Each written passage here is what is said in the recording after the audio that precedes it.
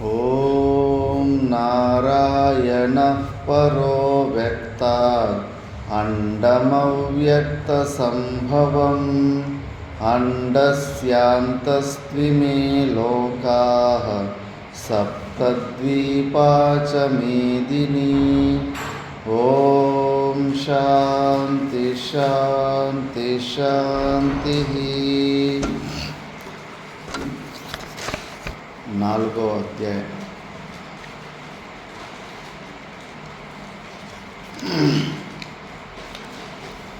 ఓం శ్రీ పరమాత్మనే నమః. అథ చతుర్థోऽధ్యాయः. జ్ఞానకర్మసన్న్యాసయోగः. శ్రీభగవానువాచ ఇమం వివస్వతే యోగం ప్రోక్తవానహమవ్యయం వివస్వాన్మనవే ప్రాహ మనురిక్ష్వాకవే బ్రవీత్. ఏవం పరంపరా ప్రాప్తం ఇమం రాజర్షయో విదుః. సకాలే నేహ మహతా యోగో నష్టః పరంతప. స ఏవాయం మయా తేజ్య యోగః ప్రోక్తః పురాతనః. సిమే సకా చేతి రహస్యం హ్యేతదుత్తమం. అర్జున ఉవాచ అపరం భవతో జన్మ పరం జన్మ వివస్వతః. కథమేతద్విజానీయాం త్వమాదౌ ప్రోక్తవానితి. శ్రీభగవానువాచ బహూని మే వ్యతీతాని జన్మాని తవ చార్జున. తాన్యహం వేద సర్వాణి నత్వం వేత్త పరంతప. ఆత్మా భూతానామీశ్వరోऽపి సన్ ప్రకృతిం స్వామధిష్ఠాయ సంభవామ్యాత్మమాయయా.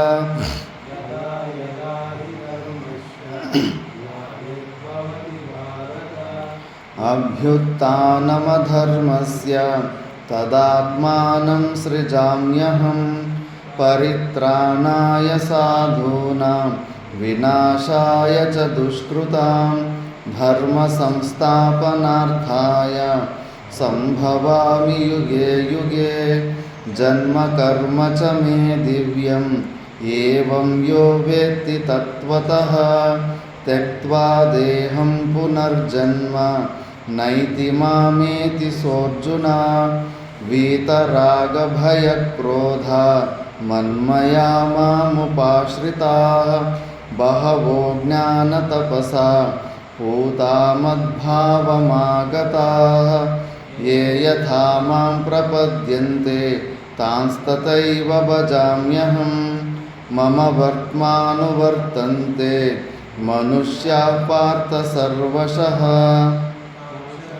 కర్మణాం సిద్ధిం యజంత ఇహ దేవతాః. క్షిప్రం హి మానుషే లోకే సిద్ధిర్భవతి కర్మజా. చాతుర్వర్ణ్యం మయా సృష్టం గుణకర్మ విభాగశః. తస్య కర్తారమపి మాం విద్యకర్తారమవ్యయం. న మాం కర్మాణి లింపంతి న మే కర్మఫలే స్పృహా. ఇతి మాం యోభిజానాతి కర్మభిర్న స బధ్యతే. ఏవం జ్ఞాత్వా కృతం కర్మ పూర్వైరపి ముముక్షుభిః. కురు కర్మైవ తస్మాత్ త్వం పూర్వైః పూర్వతరం కృతం. కిం కర్మ కిమకర్మేతి కవయోప్యత్ర మోహితాః. తత్తే కర్మ ప్రవక్ష్యామి యజ్ఞాత్వా మోక్షసే శుభాత్. కర్మణో హ్యపి బోద్ధవ్యం బోద్ధవ్యం చ వికర్మణః. అకర్మణశ్చ బోద్ధవ్యం గహనా కర్మణో గతిః. కర్మణ్యకర్మ యః పశ్యేత్ అకర్మణి చ కర్మ యః. స బుద్ధిమాన్ మనుష్యేషు సయుక్తః కృష్ణకర్మ క్రేత్. యస్య సర్వే సమారంభాః कामसङ्कल्पवर्जिताः ज्ञानाग्निदग्धकर्माणं तमाहुः पण्डितं बुधाः त्यक्त्वा कर्मफलासङ्गं नित्यतृप्तो निराश्रयः कर्मण्यभिप्रवृत्तोऽपि नैव किञ्चित् करोति सः निराशीर्यत चित्तात्मा त्यक्तः सर्वपरिग्रहः शारीरं केवलं कर्म कुर्वन्नाप्नोति किल्बिषं यदृच्छालाभसन्तुष्टो द्वन्द्वातीतो विमत्सरः समसिद्धावसिद्धौ च कृत्वापि न निबध्यते गतसङ्गस्य मुक्तस्य ज्ञानावस्थितचेतसः यज्ञायाचरतः कर्म समग्रं प्रविलीयते ब्रह्मार्पणं ब्रह्महविः ब्रह्माग्नौ ब्रह्मणाहुतं ब्रह्मैव तेन गन्तव्यं ब्रह्मकर्मसमाधिना दैवमेवापरे यज्ञं योगिनः पर्युपासते ब्रह्माज्ञावपरे यज्ञं यज्ञेनैवोपजुह्वति श्रोत्रादीनीन्द्रियाण्यन्ये संयमाग्निषु जुह्वति विषयानन्य इन्द्रियाग्निषु जुह्वति सर्वानीन्द्रियकर्माणि प्राणकर्माणि चापरे आत्मसंयमयोगाग्नौ जुह्वति ज्ञानदीपिते द्रव्ययज्ञास्तपोयज्ञा योगयज्ञास्तथा परे स्वाध्यायज्ञानयज्ञाश्च यतयस्तंशितव्रताः अपाने जुह्वति प्राणं प्राणे पानं तथा परे प्राणापानगतिरुद्ध्वा प्राणायामपरायणाः अपरे नियताहाराः प्राणान् प्राणेषु जुह्वति सर्वेऽप्येते यज्ञविदो यज्ञक्षपितकल्मषाः यज्ञशिष्टामृतभुजो यान्ति ब्रह्म सनातनं नायं लोकोऽस्त्ययज्ञस्य कुतोऽन्यः कुरु सत्तमा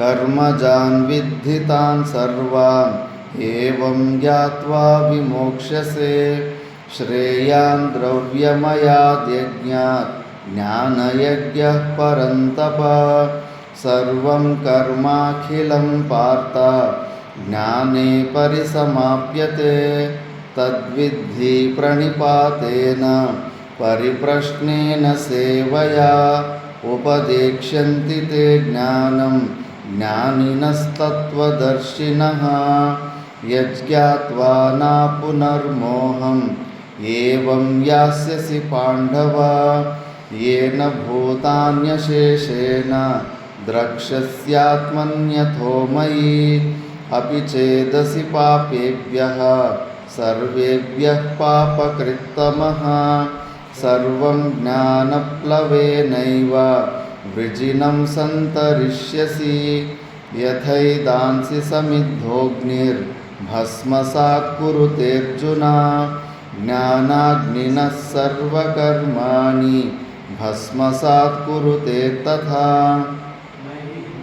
नेन सदृशं पवित्रमिह विद्यते तत्स्वयं योगसंसिद्धः कालेनात्मनि विन्दति श्रद्धावान् लभते ज्ञानं तत्परः संयतेन्द्रियः ज्ञानं लब्ध्वा परां शान्तिम् अचिरेणाधिगच्छति अज्ञश्च श्रद्धदानश्च संशयात्मा विनश्यति नायं लोकोऽस्ति न परो न सुखं संशयात्मनः योगसन्न्यस्तकर्माणं ज्ञानसञ्चिन्नसंशयं ಆತ್ಮವಂತಂ ನ ಕರ್ಮಾಣಿ ನಿಬಧ್ನಂತಿ ಧನಂಜಯ ತಸ್ಮಾದಜ್ಞಾನಸಂಭೂತಂ ಹೃತ್ಸ್ಥಂ ಜ್ಞಾನಾಸಿನಾತ್ಮನಃ ಚಿತ್ವೈನಂ ಸಂಶಯಂ ಯೋಗಂ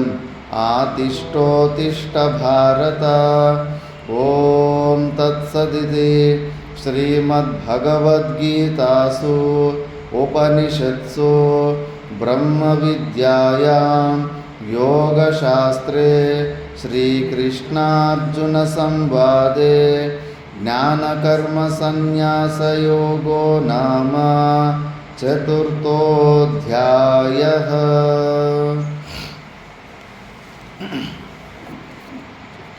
ನಾವು ಭಗವದ್ಗೀತೆಯ 4ನೇ ಅಧ್ಯಾಯದ ಬಗ್ಗೆ ನಾವು ವಿಚಾರ ಮಾಡ್ತಿದ್ವಿ. 3ನೇ ಶ್ಲೋಕ ಆಗಿತ್ತಾ? ಸಹಿ 3ನೇ ಶ್ಲೋಕ ಆಗಿತ್ತು. ಇವಾಗ ಇದರಲ್ಲಿ ಕೃಷ್ಣ ಪರಮಾತ್ಮನು ಇಮಂ ವಿವಸ್ವತೆ ಯೋಗಂ ಪ್ರೋಕ್ತವಾನಹಮವ್ಯಂ ವಿವಸ್ವಾನ್ ಮನವೇ ಪ್ರಾಹ ಮನುರಿಕ್ಷ್ವಾಕವೇ ಬ್ರವೀತ್ ಅಂತ. ಈಗ ಅರ್ಜುನನಿಗೆ ಏನು ಆತ್ಮಬೋಧ ಮಾಡ್ತಿದ್ನೋ ಕೃಷ್ಣ ಪರಮಾತ್ಮ, ಈ ಜ್ಞಾನಬೋಧ ನಾನು ಹೊಸದಾಗಿ ಏನು ಹೇಳ್ತಾ ಇಲ್ಲಪ್ಪ. ಸೃಷ್ಟಿಯ ಆದಿನಲ್ಲಿ ನಾನು ಏನು ಆ ಸೂರ್ಯನಿಗೆ ಹೇಳಿದ್ದು, ಅವರಿಂದ ವಂಶ ಪರಂಪರೆಯಿಂದ ಇಕ್ಷ್ವಾಕು ತನಕ ಅದು ಜನರಿಗೆ ಎಲ್ಲರಿಗೂ ಸಿಕ್ಕಿತ್ತು. ಮತ್ತು ಅದು ಕಾಲೇನೇಹ ಮಹತಾ ಯೋಗೋ ನಷ್ಟ ಪರಂತಪ. ಅದು ಬರ್ತಾ ಬರ್ತಾ ಬರ್ತಾ ಬರ್ತಾ ನಾನು ಹೇಳಿಕೊಟ್ಟಿರುವಂಥ ಈ ಆತ್ಮಜ್ಞಾನ ಬ್ರಹ್ಮಜ್ಞಾನ ಅದು ನಷ್ಟವಾಗೋಗಿದೆ.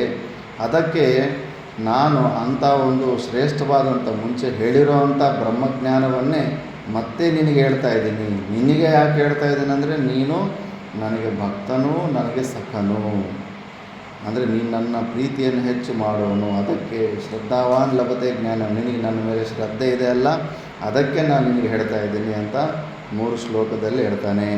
ಈಗ ಅರ್ಜುನನಿಗೆ ಡೌಟ್ ಬಂದೇ ಬರುತ್ತೆ. ನಾನು ನೀನು ಒಂದೇ ಸತಿ ಹುಟ್ಟಿದ್ವಿ, ಎಷ್ಟು ದೊಡ್ಡದಾಗ ಆವಾಗಿಂದ ನಡೆದಿರೋದೆಲ್ಲ ಹೇಳ್ತಾ ಇದೆಯಾ, ನೀನು ದೊಡ್ಡ ಕುಡುಂಗಿನ ಅಂತ ಅರ್ಜುನನಿಗೆ ಅದು ಡೌಟ್ ಇರಲಿಲ್ಲ. ನಮ್ಮ ಡೌಟು ದೂರ ಮಾಡೋದಕ್ಕೆ ಅರ್ಜುನ ನಿಮಿತ್ತಿ ಕಾರಣವಾಗಿ, ಯಾಕಂದರೆ ಅವರು ನರನಾರಾಯಣ ಋಷಿಗಳು ಗುರು ಶಿಷ್ಯರ ಥರ ನಟನೆ ಮಾಡ್ಕೊತ ನಮಗೆ ಒಂದು ಜ್ಞಾನಬೋಧ ಇರಲಿ ಅಂದ್ಬಿಟ್ಟು ಇವೆಲ್ಲ ಮತ್ತೆ ನಟಿಸ್ತಾವ್ರೆ. ಅರ್ಜುನಿಗೆ ಗೊತ್ತಿಲ್ಲದೆ ಇದ್ದಂಗೆ ಅರ್ಜುನ ಹೇಳ್ತಾನೆ. ಅರ್ಜುನ ಉವಾಚ ಅಪರಂ ಭವತೋ ಜನ್ಮ ಪರಂ ಜನ್ಮ ವಿವಸ್ವತಃ ಕಥಮೇತದ್ವಿಜಾನೀಯಾಮ್ ತ್ವಮಾದೌ ಪ್ರೋಕ್ತವಾನಿತಿ. ಅಪರಂ ಭವತೋ ಜನ್ಮ ಪರಂ ಜನ್ಮ ವಿವಸ್ವತಃ ಕಥಮೇತದ್ವಿಜಾನೀಯಾಮ್ ತ್ವಮಾದೌ ಪ್ರೋಕ್ತವಾನಿತಿ.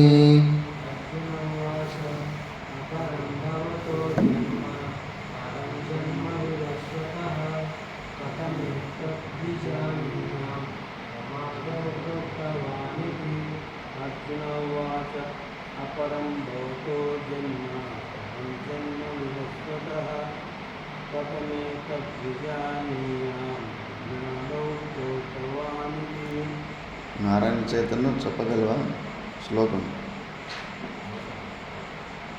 ట్రై చేయి.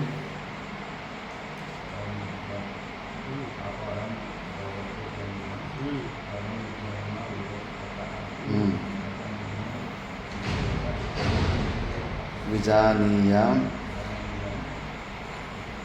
త్వమాదౌ. అలా ఇలా మెల్లమెల్లగా అభ్యాసం చేసుకుంటే వచ్చేస్తుంది. భవతః ಜನ್ಮ ಅಪರಂ.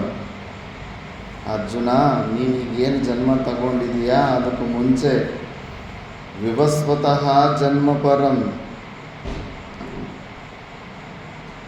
ಆದೌ ಏತದ್ ಅರ್ಜುನನ ಹೇಳ್ತಾ ಇರೋದು ಕೃಷ್ಣ ಪರಮಾತ್ಮನಿಗೆ. ಭವತಃ ಜನ್ಮ ಅಪರಂ ವಿವಸ್ವತಃ ಜನ್ಮ ಪರಂ. ಆದೌ ಏತದ್ ಪ್ರೋಕ್ತವಾನ್ ಇತಿ ಕಥಂ ವಿಜಾನೀಯಾಮ್. ಅಲ್ಲಪ್ಪ ಕೃಷ್ಣ, ನಿನ್ನ ಜನ್ಮ ಮೊನ್ನೆ ಆಗಿದ್ದು, ನಾನು ನೀನು ಒಂದೇ ಸತಿ ಹುಟ್ಟಿದ್ದು. ವಿವಸ್ವತಃ ಜನ್ಮ ಪರಂ. ವಿವಸ್ವತ ಅಂದರೆ ಸೂರ್ಯನು ಯಾವಾಗಲೂ ಆದಿಯಲ್ಲಿ, ಸೃಷ್ಟಿ ಆದಿಯಲ್ಲಿ ಹುಟ್ಟಿದವನು, ಎಷ್ಟೋ ಮುಂಚೆ ಹುಟ್ಟಿದವನು. ಮತ್ತು ಆದೌ ಪ್ರೋಕ್ತವಾನಿತಿ ಕಥಂ ವಿಜಾನೀಯಾಮ್. ನೀನು ಸ್ಟಾರ್ಟಿಂಗಲ್ಲಿ ನೀನು ಈ ಆತ್ಮವಿದ್ಯೆ ಹೇಳಿದೆ ಅಂತ ನನ್ನ ಕಿವಿಯಲ್ಲಿ ಹೂವು ಇಡ್ತಾ ಇದೆಯಲ್ಲ, ಹೇಗೆ ನಂಬೋದಕ್ಕ? ಕಥಂ ವಿಜಾನೀಯಾಮ್. ಇದು ಅವನಿಗೆಲ್ಲ ನಮ್ಮ ಬುದ್ಧಿಗಳಲ್ಲಿ ಡೌಟ್ ಬರುತ್ತೆ ಅಂತ ಅರ್ಜುನ. ನಮ್ಮ ಬುದ್ಧಿಗಳಲ್ಲಿ ಕೃಷ್ಣ ಪರಮಾತ್ಮ ಮೇಲೆ ಅಶ್ರದ್ಧೆ ಬರಬಾರ್ದು. ಕೃಷ್ಣ ಪರಮಾತ್ಮ ಕೂಡ ಸಾಮಾನ್ಯ ರಾಜನೇ, ನಮ್ಮ ಥರನೇ ಹುಟ್ಟು ಏನೋ ಒಂದು 4-5 ಮಾತಾಡ್ಬಿಟ್ಟಿದ್ದಾನೆ, ಅವನ ಮಾತುಗಳನ್ನೆಲ್ಲ ಏನು ಶ್ರದ್ಧೆ ಇಟ್ಕೊಂಡು ಅವ್ನು ಹೇಳ್ದಂಗೆಲ್ಲ ಮಾಡೋಕ್ಕಾಗಲ್ಲ ಅಂತ ನಾವು ಅಶ್ರದ್ಧೆಯನ್ನು ತೊಗೊಂಡ್ಬಿಡ್ತೀವಿ ಅಂದ್ಬಿಟ್ಟು, ಆ ಕೃಷ್ಣ ಪರಮಾತ್ಮ ಸಾಕ್ಷಾತ್ ಈಶ್ವರನೇ, ಅವತಾರ ಪುರುಷನೇ ಅನ್ನೋದು ನಮ್ಮ ಬುದ್ಧಿಗಳಲ್ಲಿ ಚೆನ್ನಾಗಿ ಕುತ್ಕೊಳ್ಳಿ ಅಂದ್ಬಿಟ್ಟು ಅರ್ಜುನನ ಈ ಡೌಟ್ ಕೇಳ್ತಾ ಇದ್ದಾನೆ. ಈ ಡೌಟಿನ ಉತ್ತರ ರೂಪದಲ್ಲಿ ಸಾಕ್ಷಾತ್ ಪರಮಾತ್ಮನೇ ಹೇಳ್ತಾನೆ, ನಾನು ಸಾಮಾನ್ಯವಾಗಿ ಕ್ಷತ್ರಿಯನಲ್ಲಪ್ಪ, ಆ ಸೃಷ್ಟಿಕರ್ತಾದ ಈಶ್ವರನೇ ಅವತಾರ ತಗೊಂಡು ಬಂದಿದ್ದೀನಿ ಅಂತ ಸ್ಪಷ್ಟವಾಗಿ ಹೇಳ್ತಾನೆ. ಅದನ್ನೇ ಟೀಕಾದ ಭಾಷೆಯಲ್ಲಿ ನೋಡೋಣ. ಅಪರಂ ಅರ್ವಾಗ್ ವಸುದೇವಗೃಹೇ ಭವತೋ ಜನ್ಮ ಪರಂ ಪೂರ್ವಂ ಸರ್ಗಾದೋ ಜನ್ಮ ಉತ್ಪತ್ತಿ ವಿವಸ್ವತ ಆದಿತ್ಯಸ್ಯ ತತ್ ಕಥಂ ಏತದ್ ವಿಜಾನೀಯಾಮ್ ಅವಿರುದ್ಧಾರ್ಥತಯಾ ಯಹ ತ್ವಂ ಏವ ಆದೌ ಪ್ರೋಕ್ತವಾನ್ ಇಮಂ ಯೋಗಂ ಸ ಏವ ತ್ವಂ ಇದಾನೀಂ ಮಹ್ಯಂ ಪ್ರೋಕ್ತವಾನ್ ಅಸಿ ಇತಿ. ಓದೋಣ.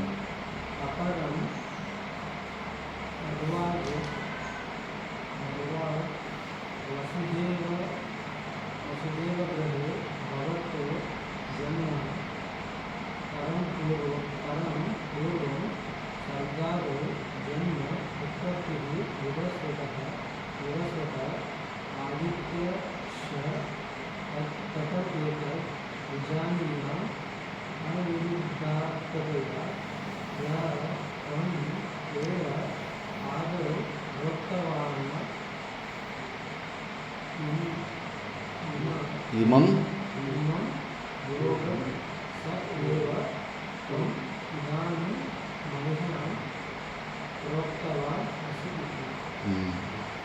ಅಪರಂ ಅಂದರೆ ಅರ್ವಾಗ್ ಅಂದರೆ ವಸುದೇವ ಗೃಹೇ ಭವತೋ ಜನ್ಮ. ವಸುದೇವನ ಮನೆಯಲ್ಲಿ ನಿನ್ನ ಜನ್ಮ ಆಯಿತು, ಅದು ಕೂಡ ಜೈಲಲ್ಲಿ ನಿನ್ನ ಜನ್ಮ ಆಯಿತು. ಪರಂ ಅಂದರೆ ಪೂರ್ವಂ ಸರ್ಗಾದೋ ಜನ್ಮ ಉತ್ಪತ್ತಿ ವಿವಸ್ವತಃ ಆದಿತ್ಯಸ್ಯ.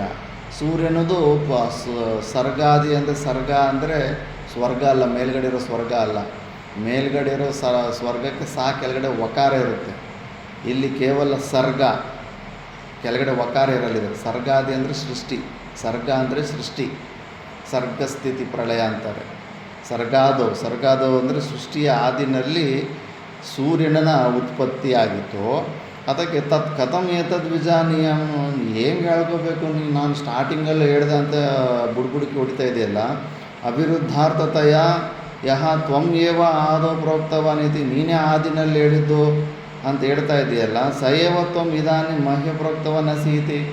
ಮುಂಚೆ ನಾನು ಆದಿಯಲ್ಲಿ ಹಿಡಿದ ಅಂಥವನು ನಾನೇ ನಿನಗೆ ಮತ್ತೆ ಹೇಳ್ತಾ ಇದ್ದೇನಂತೀಯಲ್ಲ. ನೀನು ಹುಟ್ಟು ನಾನು ನೀನು ಒಂದೇ ಸತಿ ಹುಟ್ಟಿದ್ವಿ, ಹೆಚ್ಚು ಕಡಿಮೆ 4 ದಿವಸ ಹೆಚ್ಚು ಕಡಿಮೆ ಅಷ್ಟೇ. ಇಬ್ಬರು ಒಂದೇ ಸತಿ ಹುಟ್ಟಿದವ್ರು ನಾವು. ಮತ್ತು ನೀನು ಅಷ್ಟು ಸ್ಟಾರ್ಟಿಂಗಿಂದನೇ ಹೇಳ್ದ ಅಂತ ಹೇಳ್ತಾ ಇದೆ ಅಂದರೆ ಇನ್ನು ಅಷ್ಟು ದೊಡ್ಡ ಆಯುಷ್ ಇಲ್ವಲ್ಲ. ಎಲ್ರಿಗೂ ಬರೋ ಡೌಟ್ ಅಲ್ಲ ಸಾಮಾನ್ಯ ವ್ಯಕ್ತಿಗಳಿಗೆ. ನನ್ನಂಥ ನಾಸ್ತಿಕರಿಗಾದ್ರೆ ಇನ್ನೂ ಬೇಗ ಡೌಟ್ ಬರುತ್ತೆ. ಸಾಮಾನ್ಯ ವ್ಯಕ್ತಿ ಅಷ್ಟೇ. ಜನರಿಗೆ ಎಲ್ಲರೂ ಗುರುಗಳಿರ್ತಾರಲ್ಲ, ಅಲ್ಲಿ ಮಾತಾ ಮಾಣಿಕೇಶ್ವರಮ್ಮ ಅವ್ರ ಹತ್ರ ನಾನು ಇದ್ದಾಗ ನೋಡ್ತಿದ್ದೆ. ಅಲ್ಲೊಂದು ಘಟನೆ ನಡೆದಿದ್ದರೆ ಅದಕ್ಕೆ 4-5 ಎಕ್ಸ್ಟ್ರಾ ಮಸಾಲ ಆ್ಯಡ್ ಮಾಡಿಕೊಂಡು ಹೇಳ್ಕೊತಾ ಇರ್ತಾರೆ, ಗುರುಗಳ ಹೆಸರು ಹೇಳ್ಕೊಂಡು. ಇನ್ನು ಪುಸ್ತಕದಲ್ಲಿ ಬರೋ ಅಷ್ಟೊತ್ತಿಗೆ ಇನ್ನೊಂದು 10-20 ಜೋಡಿಸ್ಬಿಟ್ಟಿರ್ತಾರೆ. ಸಿದ್ಧಿಗಳಿಲ್ಲ ಅಂದರೂ ಕೂಡ ಸಿದ್ಧಿಗಳಿತ್ತು ಅಂತ ಹೇಳಿಬಿಟ್ಟಿರ್ತಾರೆ. ಅಲ್ಲೂ ಕೂಡ ಅಷ್ಟೇ, ನರ್ಮದಾ ತಟದಲ್ಲಿ ಅಲ್ಲಿ ಸಿಯಾರಾಮ್ ಬಾಬಾ ಅಂತ ಅಲ್ಲೊಂದು ಊರಲ್ಲಿದ್ದರು, ಬಟಿಯಾನ್, ತೇಲಿ ಬಟಿಯಾನ್ ಅನ್ನೋ ಊರದಲ್ಲಿ. ವಯಸ್ಸು ಸುಮಾರಾಗಿತ್ತು, ಕೇವಲ ಕೋಪಿನ ಮಾತ್ರ ಕಟ್ಕೊಂಡು ಹನುಮಂತನ ಭಕ್ತಾನೆ. ಬಾಬಾ ಒಳ್ಳೆ ಭಕ್ತಾನೆ, ಆತ ಒಳ್ಳೆ ಭಕ್ತ ಇದ್ದಾನೆ. ಆ ಹನುಮಂತನಿಗೆ ದೀಪ ಸ್ವಲ್ಪ ಹೊರಗಡೆ ಇಟ್ಟಿರ್ತಾನೆ. ಅದೆಲ್ಲ ಒತ್ತಿ ಎಲ್ಲ ಕಡಿಮೆ ಆದಮೇಲೆ ಸ್ವಲ್ಪ ಮೆಲ್ಲಗೆ ಉರಿತಾ ಇರುತ್ತೆ. ಮೆಲ್ಲಗೆ ಉರಿತಾ ಇರೋದನ್ನು ನಾವು ಸ್ವಲ್ಪ ಒತ್ತಿ ಎತ್ಕೊಂಡು ಸ್ವಲ್ಪ ಮೇಲ್ಗಡೆ ಇಟ್ಟರೆ ಮತ್ತೆ ಅದು ಚೆನ್ನಾಗಿ ದೊಡ್ಡದಾಗಿ ಉರಿಯುತ್ತೆ. ಯಾವನೊಬ್ಬ ವಿಡಿಯೋ ತೆಗಿತಾ ಇದ್ದಾನೆ. ವಿಡಿಯೋ ತೆಗಿತಾ ಇದ್ದರೆ ಭಕ್ತ ಹೋಗ್ಬಿಟ್ಟಿದ್ದನ್ನು ಸಿಯಾರಾಮ್ ಬಾಬಾ ಒತ್ತಿ ಕೆಳಗಡೆ ಇರೋ ಒತ್ತಿ ಮೆಲ್ಲಗೆ ಉರಿತಾ ಇರೋದು ಅದು ದೂರದಿಂದ ಕಾಣಿಸೋದಿಲ್ಲ. ಅದನ್ನು ಸ್ವಲ್ಪ ಒತ್ತಿನ ಸ್ವಲ್ಪ ಹಿಂಗೆ ಮೇಲ್ಗಡೆ ಎತ್ತಿದ್ರೆ ಅದು ದೊಡ್ಡದಾಗಿ ಉರಿಯೋಕ್ಕೆ ಸ್ಟಾರ್ಟ್ ಆಗುತ್ತೆ. ನೋಡು, ಬರಿಗೈಯಲ್ಲಿ ದೀಪ ಹಚ್ಚಿಬಿಟ್ಟಿದ್ದಾನೆ, ಬರಿಗೈಯಲ್ಲಿ ದೀಪ ಹಚ್ಚಿಬಿಟ್ಟಿದ್ದಾನೆ ಅಂತ ಅವನು ವಿಡಿಯೋ ತೆಗೆದವನ್ನೆಲ್ಲ ಪ್ರಚಾರ ಮಾಡಿದ್ದಾನೆ. ಪ್ರಚಾರ ಮಾಡಿದ್ರೆ ಸಾವಿರಾರು ಜನ ಭಕ್ತರಾಗ್ಬಿಟ್ರು ಒಂದು ಸುಳ್ಳು ವಿಡಿಯೋಯಿಂದ. ಅದು ಆಲ್ರೆಡಿ ಉರಿತಾ ಇತ್ತು, ಅದು ಉರಿತಾ ಇರೋದು ದೂರದಿಂದ ಕಾಣಿಸ್ತಾ ಇಲ್ಲ. ಅದನ್ನು ಸ್ವಲ್ಪ ಹಿಂಗೆ ಮೇಲ್ಗಡೆ ಎತ್ತಿದ್ರೆ ಚೆನ್ನಾಗಿ ಉರಿಲಿ ಅಂತ ಮೇಲ್ಗಡೆ ಇದ್ದಷ್ಟೇ. ವಿಡಿಯೋದಲ್ಲಿ ಬರಿಗೈಯಿಂದನೇ ಅವನು ದೀಪ ಬೆಳೆಸ್ಬಿಟ್ಟಿದ್ದಾನೆ. ಮತ್ತು ಆ ಸಿಯಾರಾಮ್ ಬಾಬಾನೇ ಅಂತಾನೆ, ಆ ವಿಡಿಯೋ ತೋರಿಸಿದ್ರೆ ಹಿಂಗೆ ಬೆಳೆಸ್ರಂದರೆ ಆತ ಸ್ವಯಂವಾಗಿ ಹೇಳ್ತಾನೆ, ಇಲ್ಲ ಅದು ಉರಿತಾ ಇತ್ತು ಆಲ್ರೆಡಿ, ನಾನು ಅದನ್ನು ಮೇಲ್ಗಡೆ ಎತ್ತಿದ್ದೀನಿ ಅಷ್ಟೇ ಅಂತ. ಆದರೆ ಆ ವಿಡಿಯೋನ ಎಲ್ಲ ಯೂಟ್ಯೂಬ್ಗಳೆಲ್ಲ ವೈರಲ್ ಮಾಡಿಬಿಟ್ಟಿದ್ದೂ ಫುಲ್ಲು ಸಾವಿರಾರು ಜನ ಭಕ್ತರು ಬಂದುಬಿಡ್ತಾರೆ.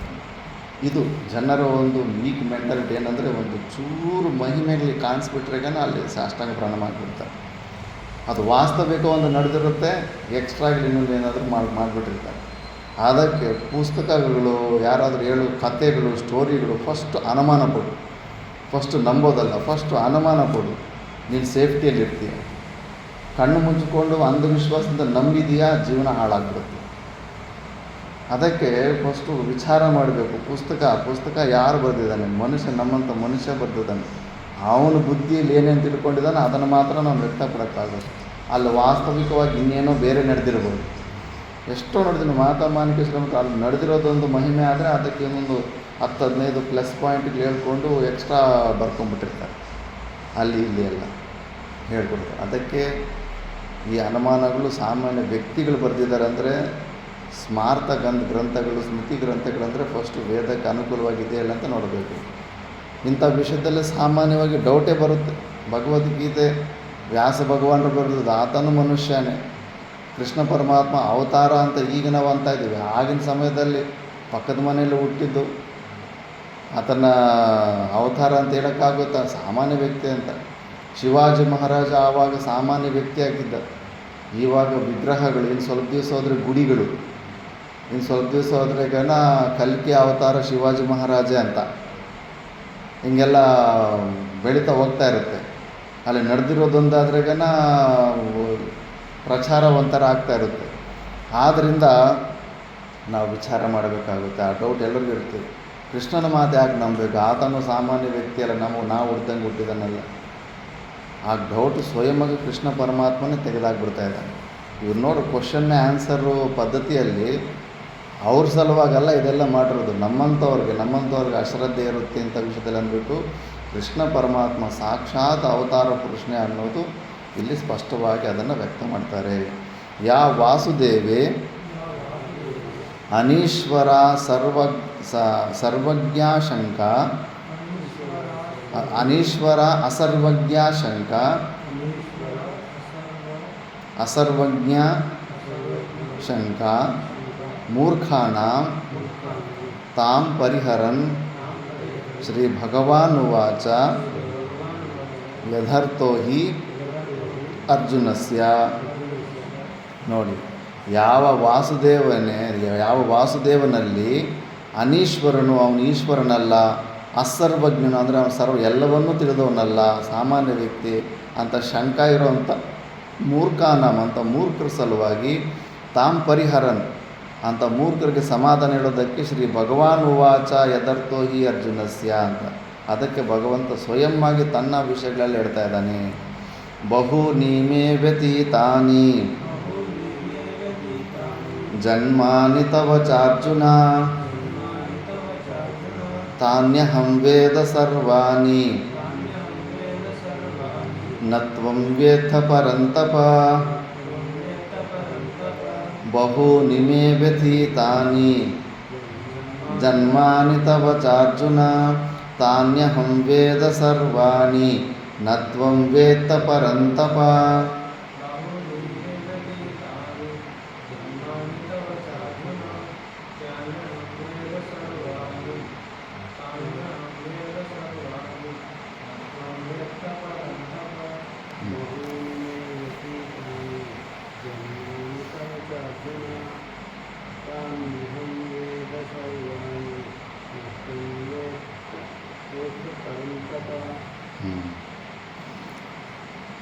हे अर्जुन,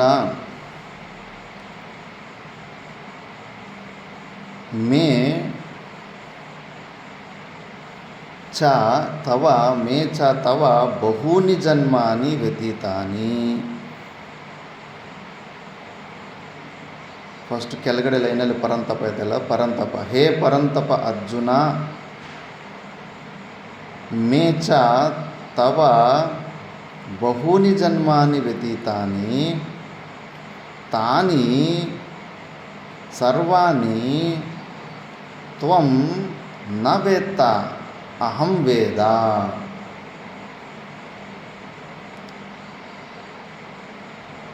ಹೇ ಪರಂತಪ, ಶತ್ರುಗಳನ್ನು ತಪ್ಪಿಸುವಂಥವನೇ ಅರ್ಜುನ, ಮೇ ನನ್ನಲ್ಲಿ ಬಹೂನಿ ಜನ್ಮಾನಿ ವ್ಯತೀತಾನಿ, ತುಂಬ ಜನ್ಮಗಳಾಗೋಗ್ಬಿಟ್ಟಿದ್ದಾವೆ, ತುಂಬ ಜನ್ಮಗಳು ಬಂದು ಹೋಗ್ಬಿಟ್ಟಿದ್ದಾವೆ. ತಾನಿ ಅವುಗಳೆಲ್ಲವನ್ನು ಸರ್ವಾಣಿ ತ್ವಂ ನ ವೇತ್ತ, ತ್ವಂ ನೀನು, ನ ವೇತ್ತ ನೀನು ತಿಳ್ಕೊಂಡಿಲ್ಲ, ಅಹಂ ವೇದ ನಾನು ತಿಳ್ಕೊಂಡಿದ್ದೀನಿ. ಅಂದರೆ ಒಂದೇ ಜೀವಾತ್ಮಕ್ಕೆ ಅನೇಕ ಜನ್ಮಗಳು ಬರ್ತವೆ ಅನ್ನೋದು ಸಿದ್ಧವಾಗಿದೆ.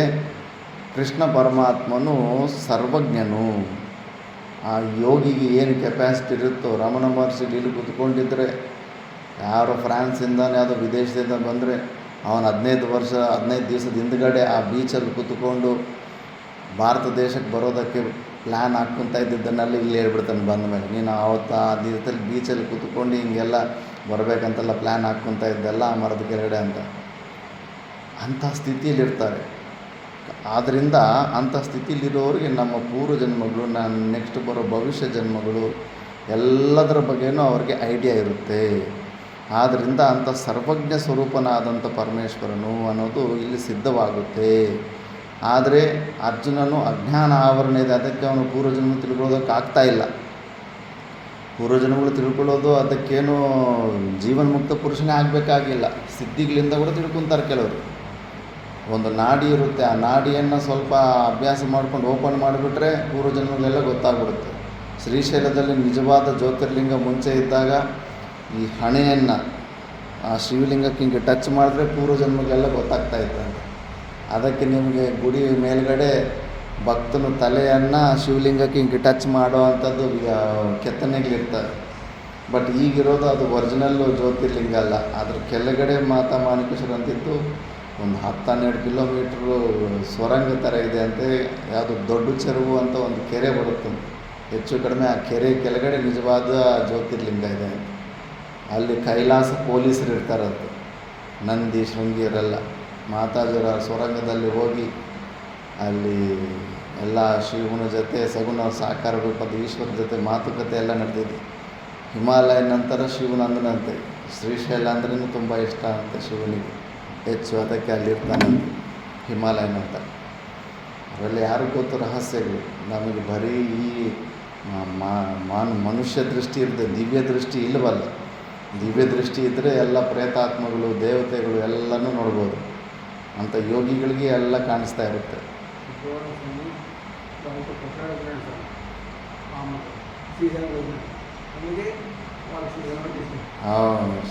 ಶ್ರೀಶೈಲದಲ್ಲೇ ಪರಮಾತ್ಮ ಇಲ್ಲೇ ಇರ್ತಾನೆ ಅಂತ ವಿಚಾರ ಆಗಿದೆ.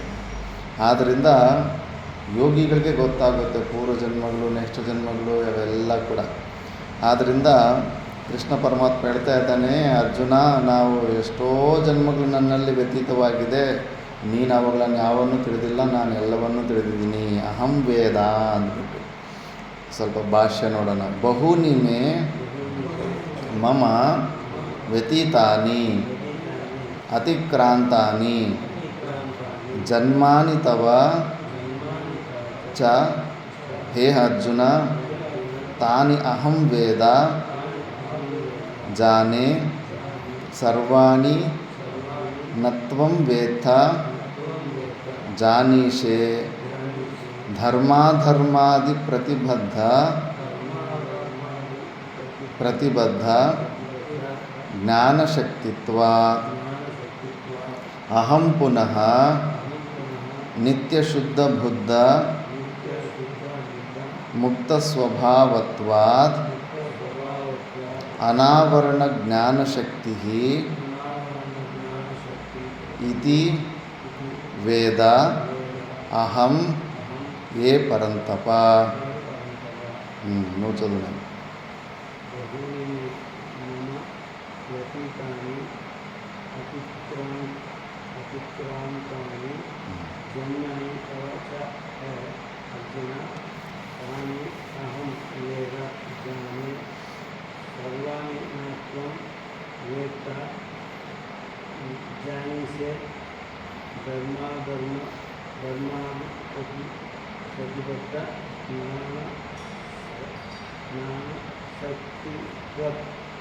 ಶಕ್ತಿತ್ವಾತ್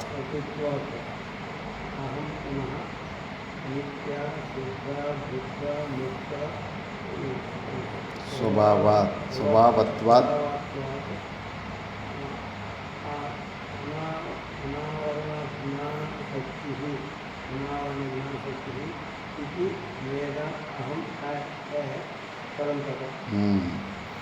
ಬಹೂನಿ ಮೇ ಅಂದರೆ ಮೇ ಅಂದರೆ ಮಮ ಅಂತ, ನನ್ನ, ವ್ಯತೀತಾನಿ ಅಂದರೆ ಅತಿಕ್ರಾಂತಾನಿ ಜನ್ಮಾನಿ, ತವ ಚ ನಂದು ನಿಂದು ಇಬ್ಬರದು ಎಷ್ಟೋ ಜನ್ಮಗಳಾಗ್ಬಿಟ್ಟಿದ್ದಾವೆ ಅರ್ಜುನ. ತಾನಿ ಅಹಂ ವೇದ, ವೇದ ಅಂದರೆ ಜಾನೆ, ನಾನು ತಿಳ್ಕೊಂಡಿದ್ದೀನಿ. ಅಹಂ ಜಾನೆ ಸರ್ವಾಣಿ, ಎಲ್ಲವನ್ನು ಎಲ್ಲ ಜನ್ಮಗಳು ತಿಳ್ಕೊಂಡಿದ್ದೀನಿ. ನತ್ವಂ ವೇತ್ತ ಜಾನೇಶೆ, ನೀನು ತಿಳ್ಕೊಂಡಿಲ್ಲ. ಕಾರಣ ಏನು ಅಂದರೆ ಧರ್ಮಾಧರ್ಮಾದಿ ಪ್ರತಿಬದ್ಧ ಜ್ಞಾನಶಕ್ತಿತ್ವ. ನಿನ್ನ ಜ್ಞಾನವು ಅಜ್ಞಾನದಿಂದ ಆಚ್ಛಾದವಾದಿದೆ. ಮುಖ್ಯವಾಗಿ ಪುಣ್ಯ ಪಾಪ ಆದಿ ಸಂಸ್ಕಾರಗಳಿಂದ ನಿನ್ನ ಅಂತಃಕರಣ ಶುದ್ಧಿಯಾಗಿ ನಿನ್ನ ಜ್ಞಾನವು ಆವರಣವಾಗಿದೆ. ಆದ್ದರಿಂದ ಅರ್ಜುನ, ನೀನು ಅವುಗಳನ್ನು ಪೂರ್ವ ಜನ್ಮಗಳನ್ನೆಲ್ಲ ತಿಳ್ಕೊಳ್ಳೋಕೆ ನೋಡೋದಕ್ಕಾಗ್ತಾ ಇಲ್ಲ. ಅಹಂ ಪುನಃ ನಿತ್ಯ ಶುದ್ಧ ಬುದ್ಧ ಮುಕ್ತ ಸ್ವಭಾವತ್ವ. ಅದು ನಾನಾದರೆ ನಿತ್ಯ ಶುದ್ಧ ಬುದ್ಧ ಮುಕ್ತ ಸ್ವಭಾವನಾದವನು. ಅದಕ್ಕೆ ಆ ಪರಮಾತ್ಮ ಸ್ವರೂಪನು ಮಾಯಾ ಉಪಾಧಿಯಲ್ಲಿ ಬಂದರೂ ಕೂಡ ಅವನ ಮಾಯ ಅವನ ಕಂಟ್ರೋಲಲ್ಲೇ ಇರುತ್ತೆ. ಮಾಯ ಅವನನ್ನು ಕಂಟ್ರೋಲ್ ಮಾಡಲ್ಲ, ಅವನೇ ಮಾಯೆಯನ್ನು ಕಂಟ್ರೋಲ್ ಮಾಡ್ತಾ ಇರ್ತಾನೆ. ಯಾವಾಗಲೂ ನಿತ್ಯ ಶುದ್ಧ ಬುದ್ಧ ಮುಕ್ತ ಸ್ವಭಾವ. ಆದ್ದರಿಂದ ಆವರಣ ಜ್ಞಾನಶಕ್ತಿ ಅನಾವರಣ ಜ್ಞಾನಶಕ್ತಿ ಇತಿ ವೇದ. ಅಂದರೆ ನನ್ನನ್ನು ಆವರಣ ಶಕ್ತಿ, ನನ್ನನ್ನು ಜ್ಞಾನ ಸ್ವರೂಪವನ್ನು ಮುಚ್ಚೋ ಅಂಥ ಶಕ್ತಿ ಇರೋದಿಲ್ಲ. ಅಂದರೆ ನಾನು ಅನಾವರಣ ಜ್ಞಾನಶಕ್ತಿ ಉಳ್ಳವನು, ಎಂದೆಂದಿಗೂ ನಾನು ಹಾಗೆ ಇರ್ತೀನಿ. ಇತಿ ವೇದ ಅಹಂ ಹೇ ಪರಂತಪ. ಆದ್ದರಿಂದ ನನಗೆಲ್ಲ ಜನ್ಮಗಳು ಗೊತ್ತಾಗ್ಬಿಡ್ತವೆ ಅಂತ. ನೆಕ್ಸ್ಟು ಕಥಂ ತರ್ಹಿ ತವ ನಿತ್ಯ ಈಶ್ವರಸ್ಯ ಧರ್ಮಾಧರ್ಮ ಭಾವೇ ಅಪಿ ಜನ್ಮ ಇತಿ ಉಜ್ಜತೆ. ಇದು ಕೂಡ ಒಳ್ಳೆ ಪ್ರಶ್ನೆ. ಅಲ್ಲ ಕೃಷ್ಣ, ನಿನಗೆ ನನಗೇನೋ ಪೂರ್ವಜನ್ಮದ ಪುಣ್ಯ ಪಾಪ ಕರ್ಮಗಳಿಂದ ಈ ಶರೀರ ಬಂದಿದೆ, ಅಜ್ಞಾನದ ಆವರಣ ಬಂದಿದೆ ಅಂತ ನನಗೇನೋ ಹೇಳ್ತಾ ಇದೆಯಾ. ಮತ್ತು ನಿನಗೆ ಅಂಥ ಪುಣ್ಯ ಪಾಪ ಕರ್ಮಗಳು ನೀನೇನು ಮಾಡೇ ಇಲ್ಲಂದರೆ ಮತ್ತು ನಿನಗೆ ಶರೀರ ಏನಕ್ಕೆ ಬರುತ್ತೆ? ಶಾಸ್ತ್ರ ಹೇಳುತ್ತೆ ಕರ್ಮಸಿದ್ಧ ಅಂತ. ಭಗವಂತನಿಗಾಗಲಿ ಯಾರಿಗೇ ಆಗಲಿ ಶರೀರ ಬರಬೇಕಂದ್ರೆ ಒಂದು ಕಾರಣ ಇರಬೇಕು. ಪುಣ್ಯ ಪಾಪ ಎರಡು ಮಿಶ್ರಿತ ಇದ್ದಾಗ ಭೂಲೋಕದಲ್ಲಿ ಅವತಾರ ಶರೀರ ಬರುತ್ತೆ. ಏನು ರೀಸನ್ ಹೇಳ್ದಿರೋ ಸುಮ್ಮನೆ ಶರೀರಗಳೇ ಹೆಂಗೆ ಬಂದ್ಬಿಡುತ್ತೆ ಅಂತ. ಅದಕ್ಕೆ ಪ್ರತಿಯೊಂದು ಅವತಾರಕ್ಕೂ ಹಿಂದ್ಗಡೆ ಒಂದು ಪುರಾಣಗಳಲ್ಲಿ ಒಂದು ರೀಸನ್ ಹೇಳ್ತಾರೆ. ರಾಮ ಅವತಾರ ಯಾಕೆ ತಗೋಬೇಕಾಯಿತು? ಶಾಪಗಳಿಂದ. ಒಂದೊಂದು ಸತಿ ನಾರದನ ಶಾಪದಿಂದ ಕೂಡ ರಾಮಾವತಾರ ಕಾರಣ ಬೇಕಲ್ಲ. ಕರ್ಮ ಸಿದ್ಧಾಂತ ಇಲ್ಲ ಅಂದರೆ ಆ ಈಶ್ವರನು ತಯಾರು ಮಾಡಿರೋ ಕರ್ಮ ಸಿದ್ಧಾಂತನೇ ಕಾಮಿಡಿ ಆಗಿಬಿಡುತ್ತೆ. ನಮಗೇನೋ ಶರೀರಗಳು ಬರಬೇಕಂದ್ರೆ ಪೂರ್ವಜನ್ಮದಲ್ಲಿ ಪುಣ್ಯ ಪಾಪ ಕರ್ಮಗಳು ಕಾರಣ ಅಂತ ಹೇಳಿದೆ. ಮತ್ತು ನೀನು ಶರೀರಕ್ಕೆ ಬರೋದಕ್ಕೆ ಕಾರಣ ಏನು? ನೀನು ಏನು ಪಾಪ ಕರ್ಮ ಮಾಡಿದೆ, ಏನು ಪುಣ್ಯ ಕರ್ಮ ಮಾಡಿದೆ? ಪುಣ್ಯ ಪಾಪ ಎರಡೂ ಮಾಡಿರಬೇಕು, ಅದು ತೋರಿಸ್ಬೇಕು ಜನ್ಮಕ್ಕೆ ಕಾರಣ. ಅಲ್ಲಿ ವಿಷ್ಣು ನಾರದನಿಗೆ ಯಾವುದೋ ಒಂದು ಸ್ತ್ರೀ ಮೇಲೆ ಮೋಹ ಆಗಿಬಿಟ್ಟು ಸ್ವಯಂವರಕ್ಕೆ ಹೋಗ್ಬೇಕಂದ್ರೆ ವಿಷ್ಣುವಿನ ಸ್ವರೂಪನ ಕೊಡು ಅಂತ ಕೇಳ್ತಾನೆ. ನಿಂದು ತುಂಬ ಸುಂದರವಾದ ರೂಪ ಅಲ್ಲ, ನಿನ್ನ ಸ್ವರೂಪ ನಾನು ಸ್ವಲ್ಪ ಹೊತ್ತು ತೊಗೊಂಡೋಗ್ಬಿಟ್ಟು ಸ್ವಯಂವರದಲ್ಲಿ ಹೋಗ್ತೀನಿ, ಆವಾಗ ರಾಣಿ ನನ್ನ ಕತ್ತಲ್ಲೇ ಹೂವಿನಾರ ಆಗಿಬಿಡ್ತಾಳೆ, ನಾನು ಆಕೆನ ಮದುವೆ ಮಾಡ್ಕೊತೀನಿ ಅಂತ. ಆವಾಗ ಕನ್ನಡಿಗೆ ಇರಲಿಲ್ವಲ್ಲ, ಕೈ ಕಾಲು ಭುಜ ಎಲ್ಲ ವಿಷ್ಣು ಸ್ವರೂಪ ಕೊಟ್ಬಿಡ್ತಾನೆ, ಮುಖ ಮಾತ್ರ ಕೋತಿ ಮುಖ ಕೊಟ್ಬಿಟ್ಟಿರ್ತಾನೆ ನಾರದನಿಗೆ. ಆ ಕೋತಿ ಮುಖ ತಗೊಂಡು ಆ ಶರೀರಕ್ಕೆ ಹೋದ್ರೆಗನ ಇನ್ನು ಮಹಾರಾಣಿ ಆಗ್ತಾಳೆ, ಕೋತಿಗೆ ಹೂನಾರ ಹಾಕಿ ಮದುವೆ ಮಾಡ್ಕೊತಾರೆ ಯಾರಾದರೂ. ಆ ಚೀತು ಅಂದ್ಬಿಟ್ಟು ಆ ರಾಜಕುಮಾರಿ ಇಷ್ಟಪಡಿದ್ರೆ ಬೇರೆ ಇನ್ನೊಂದು ಕೃಷ್ಣ ಪರಮಾತ್ಮನೇ ಇನ್ನೊಂದು ಶರೀರ ತಗೊಂಡು ಹೋಗ್ಬಿಟ್ಟಿರ್ತಾನೆ ರಾಜನ ಥರ. ಆ ಕೃಷ್ಣನಿಗೆ ಆಗ್ಬಿಡ್ತಾಳೆ ಹೂನಾರ. ಆವಾಗ ನಾರದನ್ ನೋಡಿ ಎಲ್ಲರೂ ನಗ್ತಾ ಇರ್ತಾರೆ. ಆವಾಗ ನಂದಿ ಕಿವಿಯಲ್ಲಿ ಹೋಗ್ಬಿಟ್ಟು ನಾರದನಿಗೆ, ಇದೇನಿದು ಹಿಂಗೆ ಬಂದಿದೆಯಾ ನಾರದ, ನನಗೆ ಗೊತ್ತಾಯಿತು, ನಿನ್ನ ಮುಖ ಕೋತಿ ಮುಖ ತೊಗೊಂಬಂದಿದೆಯಲ್ಲ, ಸ್ವಯಂವರಕ್ಕೆ ಬರುವಾಗ ಒಳ್ಳೆ ರೂಪನ ತಗೊಬರ್ಬೇಕಲ್ಲ ಅಂತ. ಆವಾಗ ಕೈ ಮುಟ್ಟು ನೋಡ್ಕೊತ ಅಯ್ಯೋ ವಿಷ್ಣು ಎಷ್ಟು ಮೋಸ ಮಾಡ್ದ, ನನಗೆ ಭುಜದಿಂದ ಕೆಳಗಡೆ ಎಲ್ಲ ಒಳ್ಳೆ ಶರೀರ ಕೊಟ್ಟು ಮುಖ ಮಾತ್ರ ಕೋತಿ ಮುಖ ಕೊಟ್ಬಿಟ್ಟಿದ್ದಾನೆ ಅಂದ್ಬಿಟ್ಟಿದ್ದಾನೆ. ಆವಾಗ ಕೋಪ ಬಂದುಬಿಟ್ಟಿದ್ದೂ ಶಾಪ ಹಾಕ್ಬಿಡ್ತಾನೆ. ಹೋಗು ನೀನು ಭೂಲೋಕಕ್ಕೆ ಹೋಗಿಬಿಟ್ಟು, ಈಗ ನಾನು ಈ ರಾಣಿಯನ್ನು ಮದುವೆ ಆಗಿದ್ರೆ ನನಗೊಂದು ನೋವಾಯ್ತಲ್ಲ, ಆ ರಾಣಿ ಮೇಲೆ ಎಷ್ಟೋ ಆಸೆ ಪಟ್ಟು ನಾನು ಮದುವೆ ಮಾಡ್ಕೋಬೇಕಂತ ಬಂದೆ, ನನಗೆ ಸಿಗದಿರ ಮಾಡಿದೀಯ. ನೀನು ಭೂಲೋಕದಲ್ಲಿ ಜನ್ಮ ತಗೊಂಡೋಗಿ ನಿನ್ನಿಂದ ನಿನ್ನ ಹೆಂಡತಿ ದೂರ ಆಗ್ತಾಳೆ, ಮತ್ತು ಈ ಕೋತಿ ಮುಖ ಕೊಟ್ಟಿದೆಯಲ್ಲ, ಈ ಕೋತಿಗಳ ಸಹಾಯದಿಂದನೇ ನೀನು ಹೋಗಿ ಮತ್ತೆ ನೀನು ಹೆಂಡತಿಯನ್ನು ಹೋಗಿ ಸೇರ್ತೀಯ ಅಂತ. ಆ ಥರ ಪ್ರತಿಯೊಂದಕ್ಕೂ ಕರ್ಮವನ್ನು ಕಾರಣ ತೋರಿಸ್ಬೇಕು. ಆದರೆ ಯಾಕೆ ಭಗವಂತ ಆವಾಗ ನಗ್ತಾನೆ? ಭಗವಂತನಿಗೆ ಗೊತ್ತಿತ್ತು ರಾಮಾವತಾರ ತಗೊಂಡು ಭೂಲೋಕಕ್ಕೆ ಬರಬೇಕಾದ್ರೆ ಒಂದು ಕಾರಣ ಬೇಕಾಗಿತ್ತು. ಆ ಕಾರಣನ ಸ್ವಯಂ ಲೀಲಾ ನಾಟಕ ಸೂತ್ರಧಾರಿ ಸ್ವಯಂ ಆಗಿ ಹಂಗೆ ಸೃಷ್ಟಿ ಮಾಡಿಕೊಂಡು ಭೂಲೋಕಕ್ಕೆ ಬರೋದಕ್ಕೆ ಚಾನ್ಸ್ ರೆಡಿ ಮಾಡ್ಕೊತಾನೆ ಭಗವಂತನು ಕೂಡ. ಅದಕ್ಕೆ ಇವಾಗ ಅರ್ಜುನನು ಅದಕ್ಕೆ ಪ್ರಶ್ನೆ ಕೇಳ್ತಾ ಇದ್ದಾನೆ, ಮತ್ತು ನೀನು ಅನಾವರಣ ಜ್ಞಾನ ಶಕ್ತಿ ಉಳ್ಳೋನಂತೆಯಲ್ಲ, ಯಾವಾಗಲೂ ನೀನು ಆವರಣ ಶಕ್ತಿ ನಿನ್ನ ಮುಚ್ಚೋಕ್ಕೆ ಆಗೋದೇ ಇಲ್ಲ ಅಂತ. ಮತ್ತು ಶರೀರ ಬರೋದಕ್ಕೆ ಕಾರಣ ಏನು ಅಂದರೆ ಹೇಳ್ತಾನೆ, ಅಜೋಪಿ ಸನ್ನವ್ಯಯಾತ್ಮ ಭೂತಾನಾಮೀಶ್ವರೋಪಿ ಸನ್ ಪ್ರಕೃತಿಂ ಸ್ವಾಮಧಿಷ್ಠಾಯ ಸಂಭವಾಮ್ಯಾತ್ಮ ಮಾಯೆಯ. ಅಜೋಪಿ ಸನ್ನವ್ಯಯಾತ್ಮ ನಾಮೀಶ್ವರೋಪಿ ಸನ್ ಪ್ರಕೃತಿಂ ಸ್ವಾಮಧಿಷ್ಠಾಯ ಸಂಭವಾಮ್ಯಾತ್ಮ ಮಾಯೆಯ.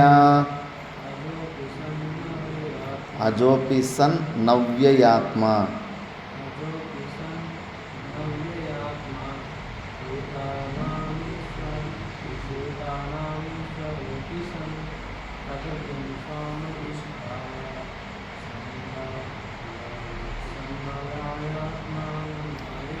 ಸಂಭವಾಂ ಧ್ಯಾತ್ಮ ಮಾಯೆಯ. ಸಂಭವಾಂ ಯಾತ್ಮ ಮಾಯೆಯ.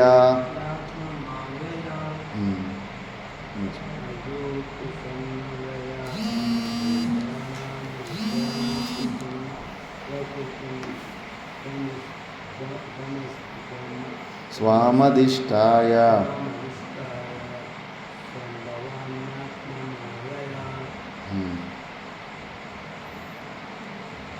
ಅಹಂ ಅನ್ನೋದು ಅಧ್ಯಾಹಾರ ಮಾಡ್ಕೋಬೇಕು. ಅಹಂ ಅಜಹ.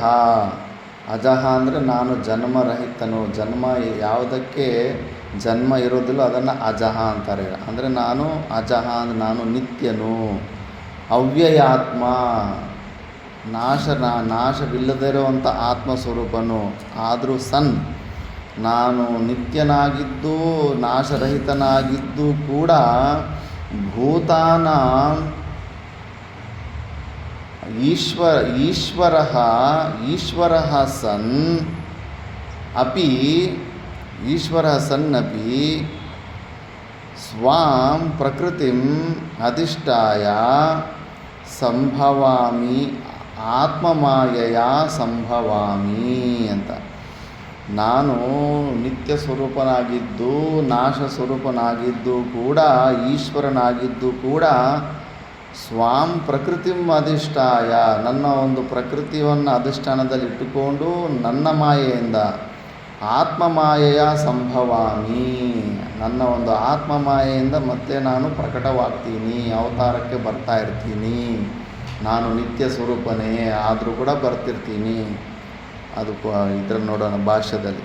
ಅಜಃ ಅಪಿ ಜನ್ಮರಹಿತಃ ಅಪಿ ಸನ್ ತಥಾ ಅವ್ಯಯಾತ್ಮ ಅಕ್ಷೀಣ ಜ್ಞಾನಶಕ್ತಿ ಸ್ವಭಾವಃ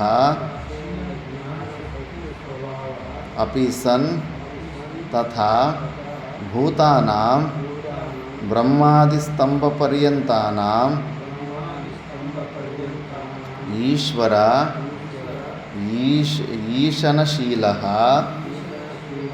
ಅಪಿ ಸನ್ ಪ್ರಕೃತಿಂ ಸ್ವಾಂ ಮಮ ವೈಷ್ಣವೀಂ ಮಾಯಾಂ ತ್ರಿಗುಣಾತ್ಮಿಕಾಂ ಯಸ್ಯ ವಶೇ ಸರ್ವಂ ಜಗತ್ ವರ್ತತೆ ಯಯಾ ಮೋಹಿತಂ ಸತ್ ಸ್ವಂ ಆತ್ಮಾನಂ ವಾಸುದೇವಂ ನ ಜಾನಾತಿ ತಾಂ ಪ್ರಕೃತಿಂ ಸ್ವಾಂ ಅಧಿಷ್ಠಾಯ ವಶೀಕೃತ್ಯ ಸಂಭವಾಮಿ ದೇಹವಾನ್ ಇವ ಭವಾಮಿ ಜಾತ ಇವ ಆತ್ಮಮಾಯೆಯ ಆತ್ಮನೋ ಮಾಯೆಯ ನ ಪರಮಾರ್ಥತೋ ಲೋಕವ. ಓದೋದು.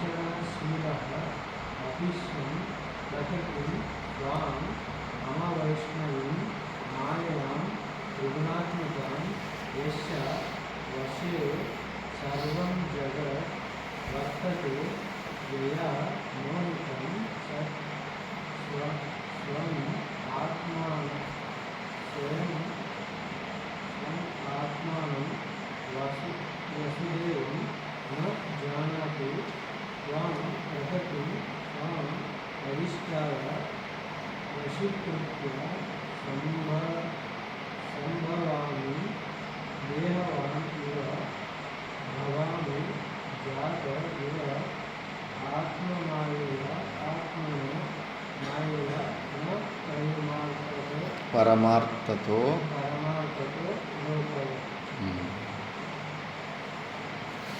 ಅಜಃ ಅಪಿ.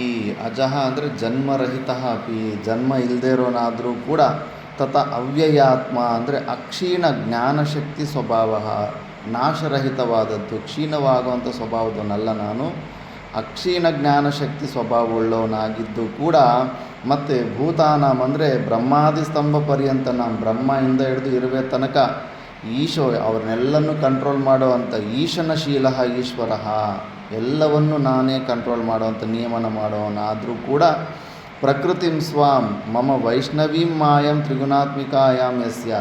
ಈ ಪ್ರಕೃತಿ ಅಂದರೆ ಈ ಶರೀರನ, ಭಗವಂತನು ಒಂದು ಶರೀರನ ದೃಷ್ಟಿಯಲ್ಲಿ ಇಟ್ಟುಕೊಂಡು ತ್ರಿಗುಣಾತ್ಮಿಕ ಮಾಯೆಯನ್ನು ಕಂಟ್ರೋಲಲ್ಲಿ ಇಟ್ಕೊಂಡು ಸರ್ವಂ ಜಗದ್, ಯಾವ ತ್ರಿಗುಣಾತ್ಮಿಕ ಮಾಯೆ ಭಗವಂತನ ಮಾಯೆ ಇದೆಯಲ್ಲ, ಸರ್ವಂ ಜಗದ್ ವರ್ತತೆ ಯಯಾ ಮೋಹಿತಂ ಸತ್, ಎಲ್ಲ ಪ್ರಪಂಚವು ಅದರಲ್ಲಿ ಮೋಹದಲ್ಲಿ ಮುಳುಗೋಗ್ಬಿಡ್ತಾರೆ. ಮಾಯ ಅಟ್ಯಾಕ್ ಮಾಡಿದೆ ಅಂದರೆ ನಮ್ಮಲ್ಲಿರೋ ಆ ಪರಮಾತ್ಮ ತತ್ವ ನಮಗೆ ಕಾಣಿಸೋದಿಲ್ಲ. ಅದಕ್ಕೆ ನಮಗೆಲ್ಲ ಸಮಸ್ಯೆಗಳು. ನಾನು ಈ ಶರೀರ ಅನ್ನೋ ಭಾವನೆಯಲ್ಲಿ ದೃಢವಾಗಿ ಬಂದುಬಿಟ್ಟಿರ್ತೀವಿ. ನಮಗೆ ನಮ್ಮ ಪೂರ್ವಜನ್ಮಗಳು ಗೊತ್ತಾಗಲ್ಲ, ಸತ್ತ ಮೇಲೆ ಎಲ್ಲಿ ಹೋಗ್ತೀವಿ ಅನ್ನೋದು ಕೂಡ ಗೊತ್ತಾಗೋದಿಲ್ಲ. ಅಷ್ಟು ಪವರ್ಫುಲ್ ಆ ಮಾಯೆ. ಮಮ ಮಾಯಾ ದುರತ್ಯಯ ಅಂತಾನೆ, ನನ್ನ ಮಾಯೆ ಅಷ್ಟು ಈಸಿಲ್ಲ, ನೀನು ಕಾಮಿಡಿಯಾಗಿ ಅಷ್ಟು ಕಡಿಮೆ ಕೆಪಾಸಿಟಿ ಅಂತ ಅನ್ಕೊಂತೀಯಲ್ಲ, ಅಂಥದ್ದಲ್ಲ ನನ್ನ ಮಾಯ. ದುರತ್ಯಯ, ತುಂಬ ಪವರ್ಫುಲ್ ಮಾಯ ಅದು. ಅಂಥ ಮಾಯ ವಶೆ ಸರ್ವಂ ಜಗದ್ ವರ್ತತೆಯ ಮೋಹಿತಂ ಸತ್ ಸ್ವಂ ಆತ್ಮಾನಂ ವಾಸುದೇವಂ ನ ಜಾನಾತಿ. ಈ ವಾಸುದೇವನ ನನ್ನ ಒಂದು ನಿಜವಾದ ಸ್ವರೂಪನ ನೀನು ತಿಳ್ಕೊಳ್ಳೋದಕ್ಕಾಗ್ತಾ ಇಲ್ಲ ಅರ್ಜುನ. ಎಲ್ಲ ಜೀವಿಗಳು ಕೂಡ ಅಷ್ಟೇ, ಯಾರು ಭಗವಂತನನ್ನು ತಿಳಿಯೋದಕ್ಕಾಗ್ತಾ ಇಲ್ಲ. ಅಂಥ ಪ್ರಕೃತಿ ತಾಂ ಪ್ರಕೃತಿ ಸ್ವಾಮ್ ಅಧಿಷ್ಠಾಯ ವಶೀಕೃತ್ಯ, ಎಲ್ಲರೂ ಹೆದರ್ಕೊಳ್ಳೋ ಅಂಥ ಮಾಯೆಯನ್ನು ಭಗವಂತನು ಕಂಟ್ರೋಲ್ ಮಾಡ್ತಾನೆ. ಏನು ನಾರಾಯಣ ಚೈತನ್ಯ ಮಾಯೆಯ ಪ್ರಭಾವದಿಂದ ಮೋಹ ನಿದ್ರೆಯಲ್ಲಿ ಇದೆಯಾ ತಾನೀಗ? ಮಾಯೆ ಹಂಗೆ ಮಾಡಿಬಿಡುತ್ತೆ. ಜ್ಞಾನದ ಮಾತು ಬಂದ್ರೇ ನಿದ್ರಾ ದೇವತೆಯನ್ನು ತರಿಸ್ಬಿಡ್ತಾ ಇದೆ. ಯಾಕಂದರೆ ನಿನ್ನ ಸ್ವರೂಪಕ್ಕಿಂತ ಮಾಯೆ ಪವರ್ಫುಲ್ಲು. ಆದ್ದರಿಂದ ಅಂತಹ ಪವರ್ಫುಲ್ ಮಾಯೆಯನ್ನು ಶ್ರೀಕೃಷ್ಣ ಪರಮಾತ್ಮ ತನ್ನ ಕಂಟ್ರೋಲಲ್ಲಿ ಇಟ್ಕೊಂಡಿದ್ದಾನೆ. ತನ್ನ ಕಂಟ್ರೋಲಲ್ಲಿ ಇಟ್ಕೊಂಡು ದೇಹವಾನಿವ ಭವಾಮಿ, ಶರೀರಗಳು ಇದ್ದವಂಥರ ಇವ ಅಂದರೆ ಆ ಥರ ಅಷ್ಟೇ. ನಮಗೆ ಶರೀರ ಇದ್ದಂಗೆ ಕಾಣಿಸ್ತಾ ಇದೆ. ಆ ಶರೀರ ಏನು ಗರ್ಭವಾಸದಲ್ಲಿ ಹೋಗಿ ನಾವೆಲ್ಲ ಗರ್ಭದಲ್ಲಿ ಏನೆಲ್ಲ ಕಷ್ಟಗಳು ಪಡ್ತೀವಲ್ಲ, ಆ ಕಷ್ಟಗಳೆಲ್ಲ ಏನು ಪಡೋದಿಲ್ಲ.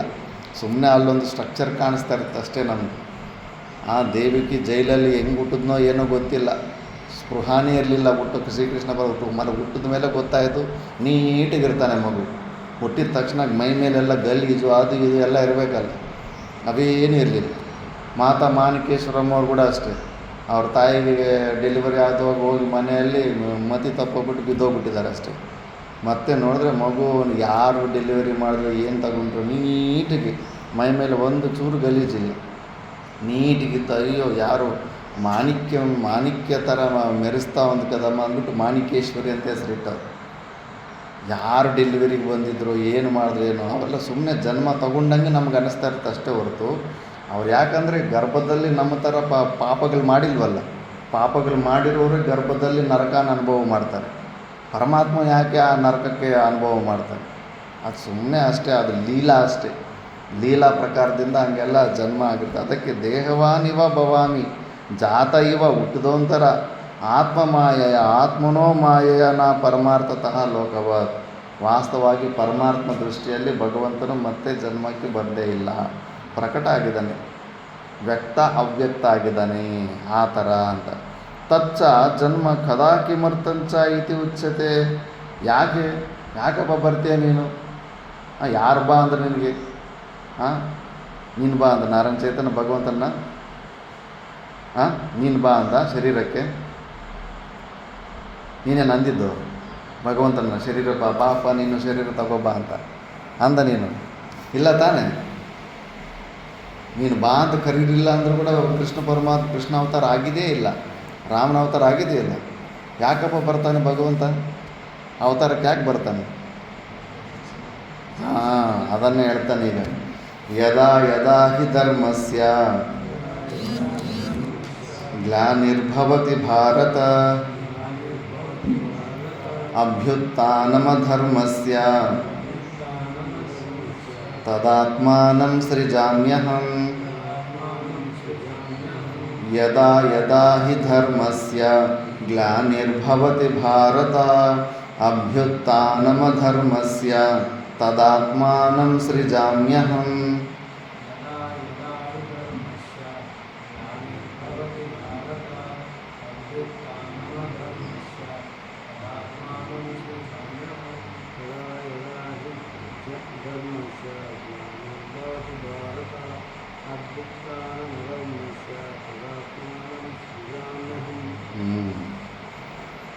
ಹೇ ಭಾರತ, ಯದಾ ಯದಾ ಧರ್ಮಸ್ಯ ಗ್ಲಾನಿ ಅಧರ್ಮಸ್ಯ ಅಭ್ಯುತ್ಥಾನಂ ಭವತಿ ತದಾ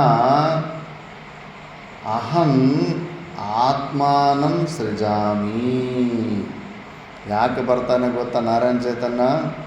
ಯಾವಾಗ ಧರ್ಮಕ್ಕೆ ಹಾನಿಯಾಗಿ ಅಧರ್ಮವು ವೃದ್ಧಿಯಾಗುತ್ತೋ ಆವಾಗ ಶರೀರಕ್ಕೆ ಬರ್ತಾನೆ. ಮೂರ್ಖರು ನಮ್ಮ ಸನಾತನ ಧರ್ಮನೇ ಇಲ್ದಿರ ಮಾಡಬೇಕಂದ್ಬಿಟ್ಟು ಏನೇನೋ ಪ್ರಯತ್ನಗಳು ಮಾಡ್ತಾಯಿದ್ದಾರೆ. ಗುಡಿಗಳು ಧ್ವಂಸ ಮಾಡಿಬಿಟ್ರೆ ಇವ್ರ ಧರ್ಮ ಹೊಟ್ಟೋಗ್ಬಿಡುತ್ತೆ, ಅರೇ ಭಗವಾನ್ ಅಲ್ಲಿ ಸಾಕ್ಷಾತ್ ಅವತಾರ ಪುರುಷನ ಮಾತು ಕೊಟ್ಟಿದ್ದಾನೆ. ಅಧರ್ಮ ಹೆಚ್ಚಾಗಿ ಧರ್ಮ ಕ್ಷೀಣ ಆಗ್ತಾ ಇತ್ತಂದ್ರೆ ಬಂದ್ಬಿಡ್ತಾನೆ. ಶಿವಾಜಿ ಮಹಾರಾಜ್ ರೂಪದಲ್ಲಿ ಬಂದುಬಿಡ್ತಾನೆ, ದತ್ತಾತ್ರೇಯ ಮಾತಾ ಮಾಣಿಕೇಶ್ವರಮ್ಮ ರೂಪದಲ್ಲಿ ಬಂದುಬಿಡ್ತಾ ಇರ್ತಾನೆ, ಸುಭಾಷ್ ಚಂದ್ರ ಬೋಸ್ ರೂಪದಲ್ಲಿ ಬಂದುಬಿಡ್ತಾನೆ, ನರೇಂದ್ರ ಮೋದಿ ರೂಪದಲ್ಲಿ ಬಂದುಬಿಡ್ತಾನೆ, ಯೋಗಿ ಆದಿತ್ಯನಾಥ್ ರೂಪದಲ್ಲಿ ಬಂದುಬಿಡ್ತಾನೆ. ಪರಮಾತ್ಮ ಬಿಡೋದಿಲ್ಲ, ಚಾನ್ಸೇ ಇಲ್ಲ. ಈ ಧರ್ಮ ಸ್ವಯಂ ಇದನ್ನು ಕಾಯೋನು ಯಾರು? ಸಾಕ್ಷಾತ್ ಪರಮಾತ್ಮನೇ ಕಾಯ್ತಾ ಇದ್ದಾನೆ. ಅವ್ರು ಮೂರ್ಖರು ಏನು ಅನ್ಕೊತಾ ಇದ್ದಾರೆ, ಇವರು ಮನುಷ್ಯರು ಅವ್ರ ಧರ್ಮನ ಕಾಪಾಡ್ತಾವ್ರೆ, ಸನಾತನ ಧರ್ಮವನ್ನು ಮನುಷ್ಯರು ಕಾಪಾಡ್ತಾರಂತ. ಮನುಷ್ಯರು ಕಾಪಾಡ್ತಾ ಇಲ್ಲಪ್ಪ, ಕಾಂಟ್ರ್ಯಾಕ್ಟ್ ಭಗವಂತ ತಗೊಂಡಿದ್ದಾನೆ. ಅವ್ರ ಆಸೆ ಯಾವತ್ತಿಗೂ ನೆರವೇರೋದಿಲ್ಲ. ಇದು ಅಂಥ ಕ್ಷೀಣ ಆಗೋ ಸಮಯಕ್ಕೆ ಬಂದಾಗ ರುದ್ರಾವತಾರ ತಗೊಂಡ್ಬರ್ತಾನೆ. ಪರಶುರಾಮನಂಥ ಅವತಾರ ತಗೊಂಡು ಬಂದುಬಿಟ್ಟು ಒಂದೇ ಸತಿ ಧನಾದನ್ ಮುಗಿಸ್ಬಿಡ್ತಾನೆ. ಇವಾಗ ಏನು ಯುದ್ಧ ಮಾಡಿಸ್ತಾ ಇಲ್ಲ ಭಗವಂತನು, ಅವ್ರ ಕೈಯಿಂದ ಅವ್ರ ಕೆನ್ನೆಗೆ ಓಡಿಸ್ತಾನೆ. ನಮ್ಮನ್ನು ನಾಶ ಮಾಡಬೇಕಂದಾಗ ಅವ್ರವ್ರ ಮಧ್ಯದಲ್ಲೇ ಚಿಚ್ಚಿಟ್ಟು ಈಗ ಅವ್ರವರೇ ಓಡ್ಕೊಂಡು ಸಾಯ್ತವ್ರೆ, ನಮ್ಮ ಧರ್ಮನ ನಾಶ ಮಾಡಬೇಕು ಅಂದ್ಕೊಂಡವ್ರು. ಆ ಥರ ಪರಮಾತ್ಮನೇ ಇದಕ್ಕೆ ಕಾಂಟ್ರ್ಯಾಕ್ಟ್ ತಗೊಂಡವನು, ಇದನ್ನು ಕಾಯೋನು, ಈ ಸನಾತನ ಧರ್ಮವನ್ನು ಕಾಯೋನು ಸಾಕ್ಷಾತ್ ಪರಮಾತ್ಮನೇ ಇದ್ದಾನೆ. ಮೂರ್ಖರು ಸುಮ್ಮನೆ ಏನೋ ಮಾಡಿಬಿಡ್ಬೋದು ಬಿಡು, ಈ ಮನುಷ್ಯರನ್ನೆಲ್ಲ ಸಾಯಿಸ್ಬಿಟ್ರೆ ಧರ್ಮನೂ ನಾಶ ಆಗ್ಬಿಡುತ್ತೆ ಅಂದ್ಕೊತಾರೆ. ಚಾನ್ಸೇ ಇಲ್ಲ. ಒಬ್ಬನು ಹುಟ್ಟಿ ಮತ್ತೆ ಎಲ್ಲ ಥರ ಸ್ಟಾರ್ಟ್ ಮಾಡ್ತಾನೆ ಬೇಕಾದ್ರೆ. ಅದನ್ನೇ ಭಾಷ್ಯದಲ್ಲಿ ನೋಡೋಣ. ಯದಾ ಯದಾ ಹಿ ಧರ್ಮಸ್ಯ ಗ್ಲಾನಿಃ ಹಾನಿಃ ವರ್ಣಾಶ್ರಮಾದಿಲಕ್ಷಣಸ್ಯ ಪ್ರಾಣಿನಾಂ ಅಭ್ಯುದಯ ನಿಶ್ರೇಯಸ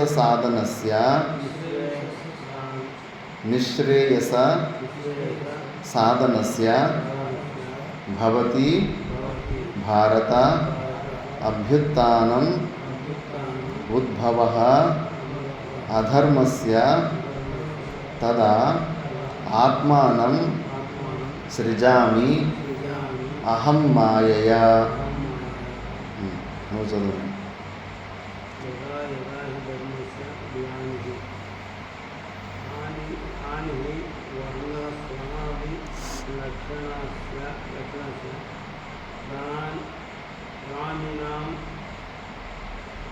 ಅಭ್ಯುದಯ ನಿಶ್ರೇಯಸ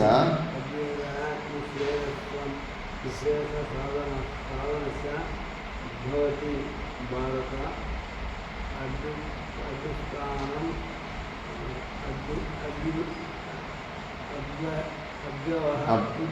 ಉದ್ಭವಃ ಅಧರ್ಮಸ್ಯ ತದಾ ಆತ್ಮಾನಂ ಸೃಜಾಮಿ ಅಹಂ ಮಾಯಾ.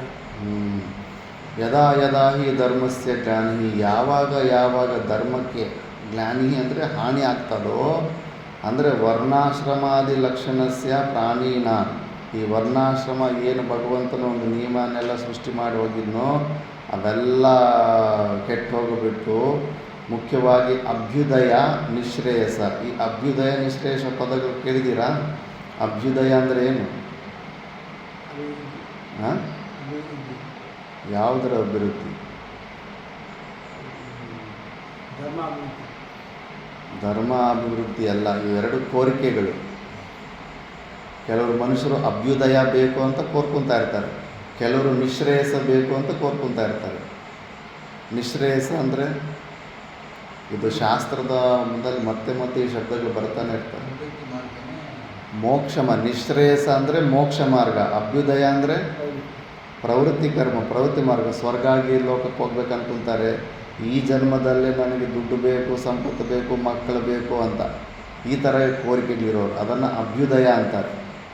ಲೌಕಿಕವಾದಂಥ ಇಚ್ಛೆಯನ್ನು ಇಟ್ಟುಕೊಂಡಿರೋದು ಅಭ್ಯುದಯ. ಮೋಕ್ಷದ ಇಚ್ಛೆಯನ್ನು ನಿಶ್ರೇಯಸ ಅಂತಾರೆ. ಎರಡೂ ಪ್ರಕಾರದ ಕೋರಿಕೆಗಳು ನೆರವೇರಿಸೋದಕ್ಕೆ ಈ ಪ್ರಪಂಚದಲ್ಲಿ ಪರಮಾತ್ಮ ಒಂದು ವೇದಗಳನ್ನು ಇದನ್ನು ರೂಲನ್ನು ರಚನೆ ಮಾಡಿದ್ದಾನೆ. ಅದು ಆ ಥರ ಸಾಧನಸ್ಯ ಭವತಿ. ಯಾವಾಗ ಇಂಥದ್ದೊಂದು ಪರಮಾತ್ಮನು ಮಾಡಿರೋ ಅಂಥದ್ದು ಒಳ್ಳೆ ಮಾರ್ಗನ, ಒಳ್ಳೆ ಪ್ಲ್ಯಾಟ್ಫಾರ್ಮನ್ನು, ಒಳ್ಳೆ ಶಾಸ್ತ್ರನೆಲ್ಲ ಕೊಟ್ಟು ನೀವು ಸ್ವರ್ಗಾದಿ ಲೋಕಗಳಿಗಾದರೂ ಪ್ರಯತ್ನ ಪುಣ್ಯಕರ್ಮಗಳು ಮಾಡ್ಕೊಂಡು ಇದು ಮಾಡಿಕೊಳ್ಳಿ, ಇಲ್ಲ ಮೋಕ್ಷ ಬೇಕಂದರೆ ಮೋಕ್ಷನ ಹೊಂದಿಕೊಳ್ಳಿ ಅಂತ ಆ ಧರ್ಮವನ್ನು ಮಾಡಿಕೊಟ್ಟಿದ್ದಾನೆ. ಅಂಥ ಸಾಧನ ಅಂಥ ಒಂದು ಮಾರ್ಗಕ್ಕೆ ಹಾನಿ ಬಂದಾಗ, ಈಗ ಸದ್ಯಕ್ಕಿನ್ನೂ ನಾವು ಆಶ್ರಮದಲ್ಲಿ ಬಂದು ಶ್ರವಣ ನಿಧಿಧ್ಯಾಸನ ಮಾಡ್ಕೊತಾ ಇದ್ರೆ ಇನ್ನೂ ಯಾರು ಬಂದು ಕತ್ತಿ ತೊಗೊಂಬಂದು ನಮ್ಮನ್ನು ಹೊಡಿತಾ ಇಲ್ಲ. ಮುಂದೆ ಆ ಪರಿಸ್ಥಿತಿ ಬರುತ್ತೆ. ಇಲ್ಲಿ ನೀವು ಶ್ರವಣ ಮಾಡ್ಕೋಬೋದು. ಈಗಲೇ ಕೆಲವೊಂದು ಜಾಗದಲ್ಲಿ ಬಂದುಬಿಟ್ಟಿದೆ. ಅಲ್ಲಿ ಥಿಯೇಟ್ರ್ನಲ್ಲಿ ಭಾರತ ಮಾತಾಕ್ಕೆ ಜೈ ಅಂತ ಕೂಗಿದ್ದಕ್ಕೆ ಮಿಕ್ಕಿದವರೆಲ್ಲ ಒಂದು 50 ಜನ ಸೇರಿ ಹೊಡೆದವ್ರು. ಭಾರತ ಮಾತಾಕ್ಕೆ ಜೈ ಅನ್ನೋದಕ್ಕೆ ಕೂಡ ಅವ್ರಿಗೆ ಕೋಪ ಬರುತ್ತೆ. ನಾಳೆ ನೀನು ಜೈ ಶ್ರೀರಾಮ್ ಅಂದ್ರೂ ಕೋಪ ಬರುತ್ತೆ ಅವ್ರಿಗೆ. ಅಂಥ ಪರಿಸ್ಥಿತಿಗೆ ಕೆಲವೊಂದು ಜಾಗದಲ್ಲಿ ಆಲ್ರೆಡಿ ಬಂದುಬಿಟ್ಟಿದ್ದಾವೆ. ಸದ್ಯಕ್ಕಿನ್ನೂ ಎಲ್ಲ ನಮಗಿನ್ನೂ ಬಂದಿಲ್ಲ, ನಮ್ಮನ್ನು ಯಾರೂ ಹೊಡಿತಾ ಇಲ್ಲ. ನೀವೆಲ್ಲ ಹಿಂಗೆ ಸತ್ಸಂಗ ಮಾಡ್ಕೋಬಾರ್ದು ಅಂತ. ಅಂದರೆ ಇನ್ನೂ ಸ್ವಲ್ಪ ಧರ್ಮ ನಡೀತಾ ಇದೆ. ಮುಂಚೆ ಇನ್ನೆಲ್ಲ ಇನ್ನೂ ಜಾಸ್ತಿ ದೊಡ್ಡ ಮಟ್ಟಕ್ಕೆ ಹೋದಾಗ ಆವಾಗ ಪರಮಾತ್ಮನೇ ಬಂದುಬಿಡ್ತಾನೆ.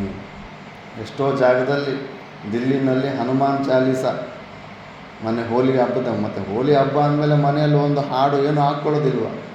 ಹನುಮಾನ್ ಚಾಲೀಸ ಹಾಕ್ಕೊಂಡು ಸಾಧನೆ ಮಾಡ್ತಾಯಿದ್ರೆ ಈ ಸತಿ ಹೋಲಿ, ನಮ್ಮ ಹಬ್ಬಗಳು ಮತ್ತು ಅವ್ರದ್ದು ರಂಜಾನು ಎಲ್ಲ ಒಟ್ಟಿಗೆ ಬಂದಿದೆ. ಪಕ್ಕದಲ್ಲಿ ಯಾವುದೋ ಮಸ್ಜಿದ್ ಇದೆ. ನಮಗೆ ಡಿಸ್ಟರ್ಬ್ ಮಾಡ್ತೀಯ ಅಂದ್ಬಿಟ್ಟು ಬಂದು ಮನೆಯಲ್ಲಿ ಬಂದು ಹೊಡೆದ್ಬಿಟ್ಟು ಹೋಗಿದ್ದಾರೆ. ಅಂದರೆ ನೀನು ಹಬ್ಬ ಆದರೆ ನಿಂದೇನು ದೇವ್ರದ್ದೇನೋ ಹಾಡು ಕೂಡ ಹಾಕ್ಕೊಳ್ಳೋಂಗಿಲ್ಲ. ಮತ್ತು ರಾಜಧಾನಿಯಲ್ಲಿ, ಭಾರತ ದೇಶದ ರಾಜಧಾನಿಯಲ್ಲಿ ಅಧರ್ಮ ತಾಂಡವ ಆಡ್ತಾಯಿದೆ. ಹೊಡೆದು ಬಿಟ್ಟಿದ್ದಾರೆ. ಮನೆಗೆ ನುಗ್ಗಿ ಎಲ್ಲ ಹೆಂಗಸರು ಗಂಡಸರನ್ನೆಲ್ಲ ಹೊಡೆದು ಬಿಟ್ಟಿದ್ದಾರೆ. ಮತ್ತು ಅಧರ್ಮ ತಾಂಡವ ಅಭಿವೃದ್ಧಿ ಆಗಿದೆ ಅಲ್ಲ. ಅಧರ್ಮಸ್ಯ ಉದ್ಭವ ಧರ್ಮ ಸಂಸ್ಥಾಪನಾರ್ಥ ಭವತಿ ಅಭ್ಯುತ್ಥಾನಂ. ಅಂದರೆ ಅಧರ್ಮಸ್ಯ ಉದ್ಭವ ತದಾ, ಅಧರ್ಮ ಉದ್ಭವ ಆದಾಗ ತದಾತ್ಮಾನಂ ಸೃಜಾಮಿ ಅಹಂ ಮಾಯ, ಆವಾಗ ನಾನು ಆತ್ಮ ಮಾಯೆಯಿಂದ ನಾನೇ ಉತ್ಪನ್ನ ಆಗ್ತೀನಿ.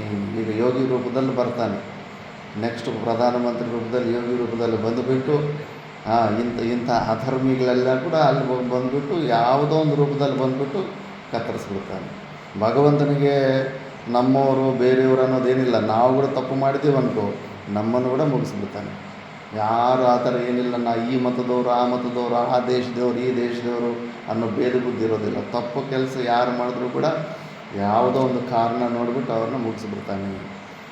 ಆದ್ದರಿಂದ ಅದು ಭಗವಂತನ ಡ್ಯೂಟಿ. ಅದು ಮಾತು ಹೇಳಿಬಿಟ್ಟಿದ್ದಾನೆ ಆ ಥರ. ಬರ್ತಾ ಇರ್ತೀನಿ, ಮತ್ತು ಅದಕ್ಕೆ ಹುಷಾರಾಗಿರಿ, ತಪ್ಪು ಕೆಲಸಗಳು ಮಾಡ್ಕೋಬೇಡಿ ಅಂತ. ಕಿಮರ್ಥಮ್ ಅಂತ ಮತ್ತೆ ಇನ್ನೂ ಏನು ಮಾಡಕ್ಕೆ ಬರ್ತೀಯ ಅಂದರೆ, ಪರಿತ್ರಾಣಾಯ ಸಾಧೂನಾಂ ವಿನಾಶಾಯ ಚ ದುಷ್ಕೃತಾಂ ಧರ್ಮ ಸಂಸ್ಥಾಪನಾರ್ಥಾಯ ಸಂಭವಾಮಿ ಯುಗೆ ಯುಗೆ. ಪರಿತ್ರಾಣಾಯ ಸಾಧೂನಾಂ ವಿನಾಶಾಯ ಚ ದುಷ್ಕೃತಾಂ ಧರ್ಮ ಸಂಸ್ಥಾಪನಾರ್ಥಾಯ ಸಂಭವಾಮಿ ಯುಗೆ ಯುಗೆ.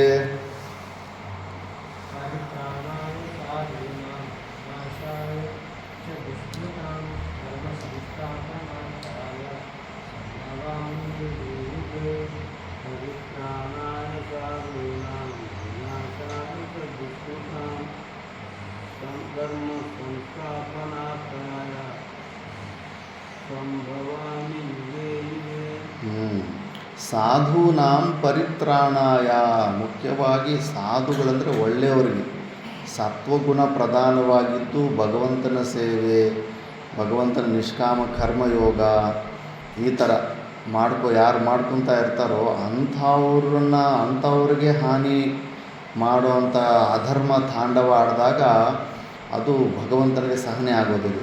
ಏನೋ ಕೆಟ್ಟವ್ರು ಸಾಯಿಸ್ತಾ ಇದ್ದಾರೆ ಅಂದರೆ ಅಷ್ಟು ಸೀರಿಯಸ್ಸಾಗಿ ತಗೊಳ್ಳೋದಿಲ್ಲ. ಇವಂದು ತಪ್ಪಿದೆ ಅವಂದು ತಪ್ಪಿದೆ ಅಂತ ಬಿಟ್ಬಿಡ್ತಾನೆ ಭಗವಂತ. ಆದರೆ ನೀನು ಒಳ್ಳೆಯವ್ರ ತಂಟೆಗೆ ಹೋದರೆ ಮಾತ್ರ ಸಾಧೂನಾಂ ಪರಿತ್ರಾಣಾಯ ದುಷ್ಕೃತಾಂ ವಿನಾಶಾಯ ಚ, ದುಷ್ಟಗಳನ್ನು ದುಷ್ಟಬುದ್ಧಿ ಇರೋರನ್ನು ನಾಶನ ಮಾಡೋದಕ್ಕೆ, ಸಾಧುಗಳನ್ನು ರಕ್ಷಣೆ ಮಾಡೋದಕ್ಕೆ, ಮತ್ತು ಧರ್ಮ ಸಂಸ್ಥಾಪನಾರ್ಥಾಯ, ಧರ್ಮವನ್ನು ನಿಲ್ಲಿಸೋದಕ್ಕೆ. ಕಾಲ ಬಂದಂಗೆ ಧರ್ಮಾಚರಣೆಯನ್ನು ಬಿಟ್ಟು ಕೆಟ್ಟ ಕೆಲಸಗಳು ಮಾಡ್ಕೊತ ಹೋಗ್ತಾರೆ. ಈಗೇನು ಕುಡಿಯೋದು ಯಾವ ಮಟ್ಟಕ್ಕೆ ಹೋಗಿದೆ ಅಂದರೆ ಭಾರತ ದೇಶದಲ್ಲಿ 70% ಜನ ಕುಡಿಯೋದು ಕಲಿತಾ ಇದ್ದಾರೆ. 70%, 66% ಇತ್ತು ಹೋದ ವರ್ಷ, ಈ ಸತಿ ಇನ್ನೂ 4% ಹೆಚ್ಚಾಗ್ಬಿಟ್ಟಿದೆ. 77% ಎಲ್ಲ ಕಲ್ತ್ಬಿಟ್ಟಿದ್ದಾರೆ. ಇನ್ನು ಹೆಂಗೋಗುತ್ತೆ?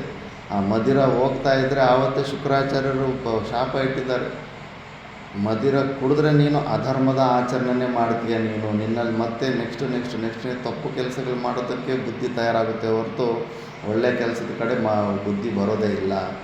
ಮತ್ತು ಅಷ್ಟೊಂದು ಜನ ಅಧರ್ಮದ ಕಡೆ ಹೆಜ್ಜೆ ಆಗ್ತಾ ಇದ್ದಾಗ ಇನ್ನು ಭಗವಂತನ ಬರಲೇಬೇಕಾಗುತ್ತೆ. ಅದಕ್ಕೆ ಈಗ ವಿಶ್ವಯುದ್ಧ ಆಲ್ರೆಡಿ ಸ್ಟಾರ್ಟ್ ಮಾಡಿಬಿಟ್ಟಿದ್ದಾನೆ. ಅಲ್ಲಿ ಕೆಂಡಗಳು ಸ್ಟಾರ್ಟ್ ಆಗಿದೆ, ಅಲ್ಲಿಂದ ಬೆಂಕಿ ಹಚ್ಕೊಂಡು ಈಗ ಪಕ್ಕಕ್ಕೆ ಬರ್ತಾವೆ ಸ್ವಲ್ಪ ದಿವಸ ಆದಮೇಲೆ.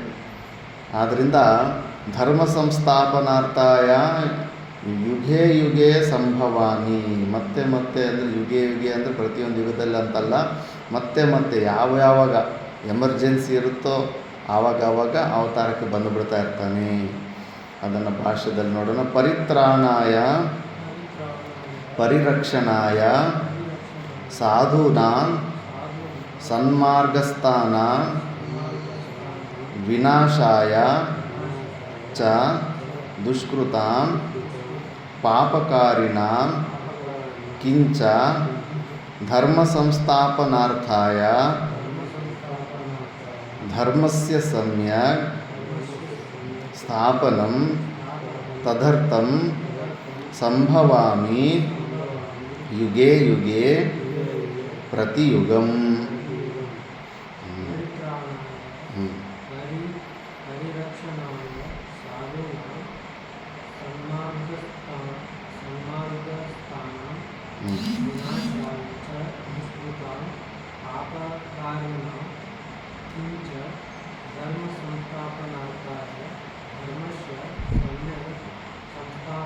ಸ್ಥಾಪನಂ